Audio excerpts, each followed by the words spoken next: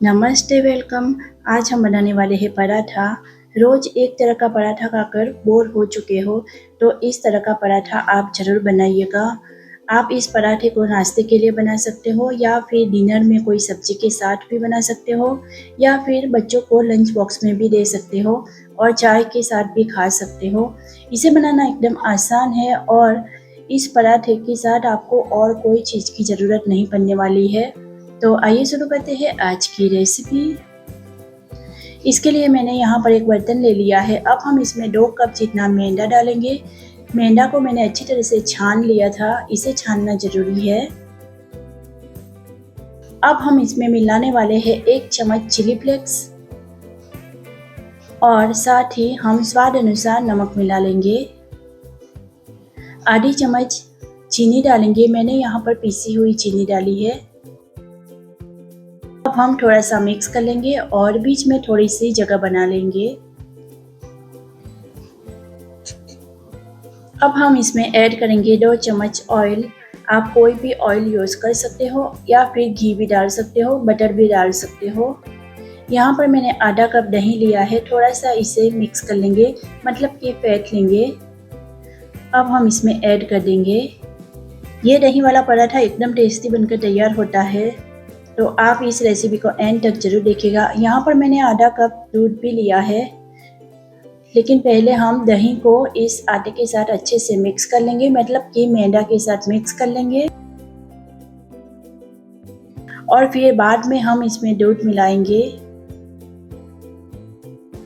तो इस तरह से हमें यहाँ पर थोड़ा थोड़ा दूध ऐड करना है, एक साथ में सारा दूध नहीं डालना है। थोड़ा थोड़ा दूध इसमें डालते जाएंगे और एक सॉफ्ट वाला डो बनाकर तैयार कर लेंगे। तो यहाँ पर मैं थोड़ी सी धनिया पत्ती भी डाल रही हूँ। तो इस पराठे को आप ऐसे भी खाओगे तो भी ये एकदम टेस्टी लगता है।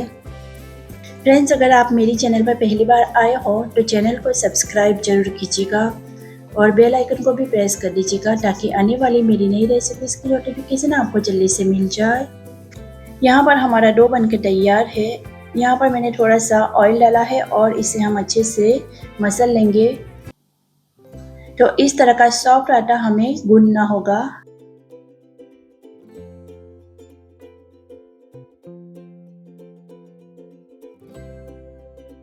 अब हम इसे ढक कर 15 मिनट के लिए छोड़ देंगे। तब तक एक और तैयारी कर लेते हैं। यहाँ पर मैंने 2 चम्मच मैदा लिया है, इसमें हम 4 चम्मच जितना घी डालेंगे और एक स्लरी बनाकर तैयार कर लेंगे। इसे हम पराठे में यूज़ करने वाले हैं, तो आप इसे पहले से बनाकर तैयार कर लेना। अगर आपको यहाँ पर थोड़ा सा घी कम लगे तो आप इसमें और घी ऐड कर सकते हो। चलिए, तो इसे हम साइड में रख देंगे और करते हैं आगे की तैयारी। तो यहाँ पर हमारा डो भी तैयार है। अब हम इसे थोड़ा सा मसल लेंगे और फिर हम इसकी लोइयाँ बना लेंगे। आप जितना छोटा बड़ा पराठा बनाना चाहते हो उस हिसाब से आपको लोइयाँ बनाना है। इस पराठे को मैं ठीक बनाने वाली हूँ, इसलिए मैंने बड़े बड़े लोइयाँ बनाई है, क्योंकि ये थोड़ा मोटा ही होता है। अब हम इसे बेल कर तैयार कर लेंगे। आपको इस तरह से सारी लोइयाँ बनाकर तैयार कर लेना है। मैंने यहाँ पर थोड़ा सा सूखा आटा लगाया है। अब हम इसे बेल लेंगे।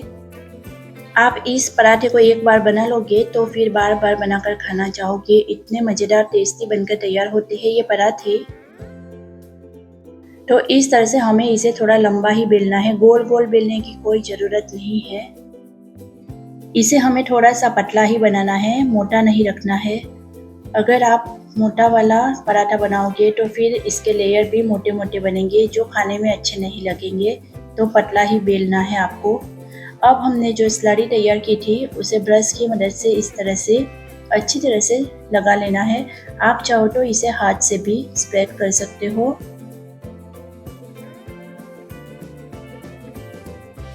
इसे बनाना एकदम आसान है। आप इस तरह से इसे बनाकर तैयार कर लोगे तो फिर पराठे बनाने में आपको ज़्यादा टाइम नहीं लगेगा। यहाँ पर मैंने पिज़्ज़ा कटर लिया है। अब हम इस तरह से इसे कट कर लेंगे, लेकिन पूरा कट नहीं करना है, ऊपर से थोड़ा सा छोड़ देना है।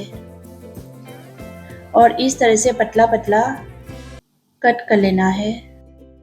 इसे आप चाकू से भी कट कर सकते हो। थोड़ा सा सूखा आटा लगा लेंगे और फिर हम इसे इस तरह से रोल कर लेंगे धीरे धीरे। एकदम आसान है, आसानी से हो जाएगा। तो इस तरह से धीरे धीरे रोल बना लेना है।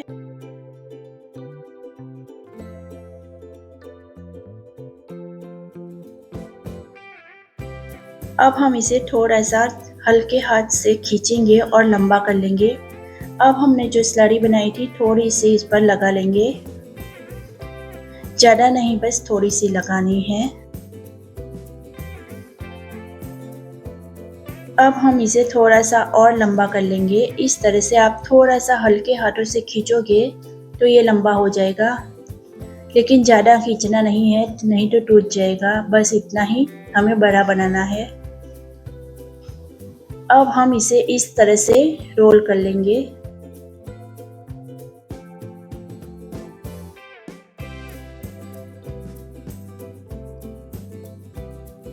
अब ऊपर थोड़ा सा स्लरी लगा लेंगे।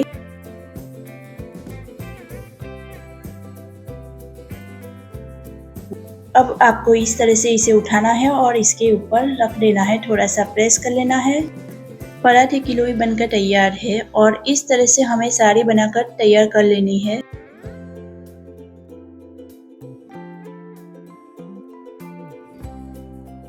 इसे मैंने एक प्लेट में रख दिया है और इस तरह से मैंने दूसरे भी बनाकर तैयार कर ली थी। इस तरह से आप इसे पहले से बना लोगे तो फिर बाद में आपके पराठे फटाफट बनकर तैयार हो जाएंगे। जब आप खाना चाहते हो तब उस टाइम पर आप इसे बना सकते हो, अगर आप इस तरह से इसे तैयार कर लोगे।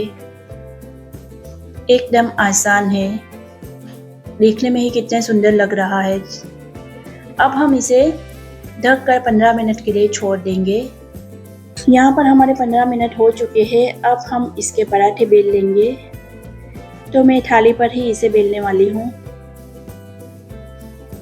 थोड़ा सा सूखा आटा लगा लेना है तो फिर ये आसानी से बेल जाएंगे।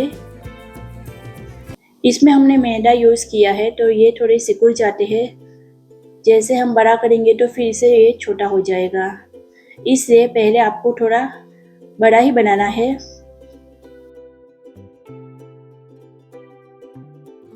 और इसे आपको हल्के हाथों से ही बेलना है, तो इसके लेयर एकदम खुले खुले बनेंगे।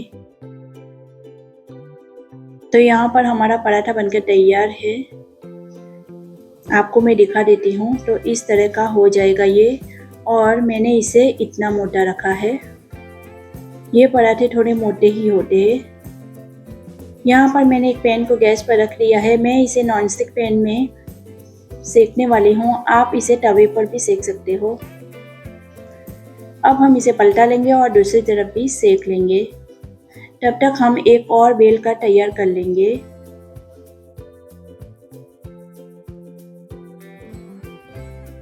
यहाँ पर मैंने दूसरा वाला पराठा बेल का तैयार कर लिया है।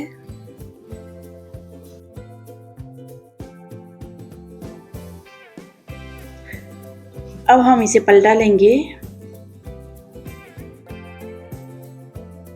गैस की फ्लेम को आपको मीडियम ही रखना है और मीडियम फ्लेम पर इसे अच्छी तरह से सेक लेना है, ताकि ये अंदर से भी अच्छी तरह से सेक जाए और कच्चा ना रहे।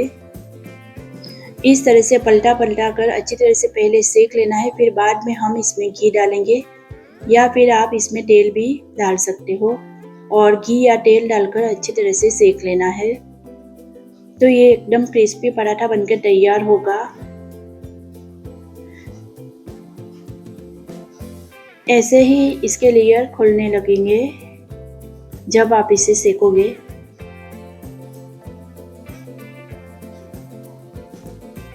तो यहाँ पर हमारा पराठा बनकर तैयार है। अब हम इसे एक प्लेट में निकाल लेंगे और इस तरह से हम दूसरा पराठा भी सेक लेंगे। पराठा सेकने में आपको ध्यान रखना होगा, ये कच्चा नहीं रहे, उस बात का आपको ध्यान रखना है। आप देख सकते हो कितने अच्छे लेयर दिख रहे हैं। तो यहाँ पर ये भी सेक कर तैयार है, इसे भी हम प्लेट में निकाल लेंगे। और इस तरह से सारे पराठे मैंने सेक लिए थे। यहाँ पर हमारे लेयर वाले पराठे बनकर तैयार है। देख सकते हो कितने सुंदर बनकर तैयार हुए हैं। खाने में तो पूछो ही मत, एकदम टेस्टी बनेंगे। उम्मीद करती हूँ आज की मेरी ये रेसिपी आपको पसंद आई हो। रेसिपी पसंद आई हो तो लाइक और शेयर कर दीजिएगा। और मिलते हैं एक नई रेसिपी के साथ, तब तक के लिए bye bye. Thanks for watching.